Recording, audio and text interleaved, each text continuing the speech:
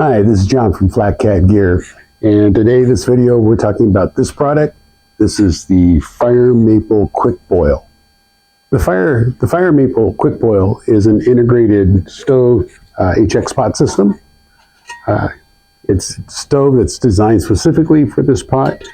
Unlike products like the MSR switch, the stove is dedicated to the pot. You cannot use a separate pot on top of it. Review is going to be a little different than most reviews. If you want to look at weights, volumes, how fast it boils, you can look at other reviews. I'm going to talk about performance of the stove. So the good news is, if you take a look at the QuickBoil, it's off the charts in terms of efficiency and wind robustness. Let's get that out of the way right now. At moderate flame levels, it'll easily boil 2 cups of water in less than 5 grams of fuel, which is outstanding. In wind tunnel testing, the idea behind this is it's got not only the HX pot, but it's got kind of a built-in windscreen in there. Didn't do as well as I would have liked. However, at an 8-mile-an-hour wind, fuel consumption was still only 10 grams. They've done some unique things. Now, this is JetBoil. I think this is Zip. And this is a classic design. It's called a bayonet mount. You drop the stove over the top, you rotate it, it locks the stove in place. Pretty nice. I've used these a lot. I typically don't lock it in place. I typically just put the stove on top. Sometimes I even take the little detents off because I don't see a reason to lock it in place. It's very stable, pretty nice. That is not the case with the QuickBoil. The QuickBoil, one of the things they did to get costs down is they've miniaturized the bayonet mount. You can see the pretty substantial difference between the two. And so the diameter is very small. So the first thing I notice is when you mount the stove, the pot is not very stable. So in this particular case, you do have to lock the stove in place to be able to work. The other thing you're going to notice, and you're going to see this in reviews, is the bayonet mount. The way it's manufactured, it's kind of a grungy fit.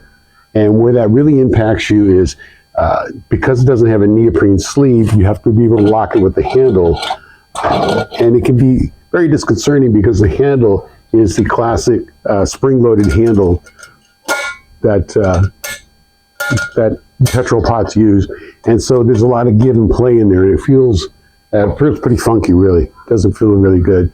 I'm going to get back to that later. So one of the things that I mentioned, there are 2 areas that I have concerns over. One's simple, one's not. The simple concern is the bayonet mount. It's grungy. And the reason why it's grungy is, you can take a look. There's a photo I'm going to show you. This is a stamped steel piece. And what they did was they left the edges very raw. They're very sharp. And so when you put this down over the stove and twist it, you get this grungy, grinding feeling on it. Now, I have a shop downstairs, and it took me 5 minutes to clean up these edges. And let me tell you, improves the fit by an order of magnitude. Before, it felt really funny, it felt really grungy. Now, it's pretty smooth. So that's an easy fix. It's a stove, and so one of the things that's going to happen as you use it, it's going to oxidize a bit. And so you may, every 6 months, a year or so, need to go and clean up those edges. But let me tell you, once you do that, that becomes a non-issue. One of the pluses and minuses on this design is they miniaturized the bayonet mount. And like I said, to be stable, you do need to lock it in place. Now, when you lock it in place, you've got a pretty good mass up here of the cup, and you've got a pretty good mass down here at the bottom. And what happens is, any side loads and stuff go through the bayonet mount. And what happened was, full of water, I knocked this over, and I actually bent the bayonet mount. And what happened was, when you looked at it, when you put the mug on top, it was actually canted over by a couple degrees. And you can see it's pretty thin through there. I was able to bend it back. That wasn't a problem. But it's not nearly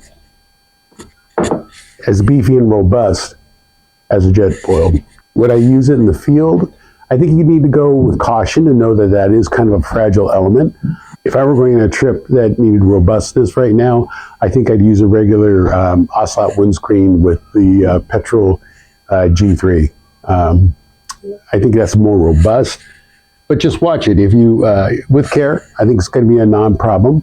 I'd also watch for field failure reports on this. That link is probably the weakest link of the whole system. To me, that there's so much potential in this design. I was a little bit disappointed that they had an 8-mile-an-hour wind. The fuel consumption was 10 grams, which I think is still a little bit high. I think they can get it down in the 8-gram range with a little more focus on the design. So that's our review. Come visit us at www.FlatCatGear.com.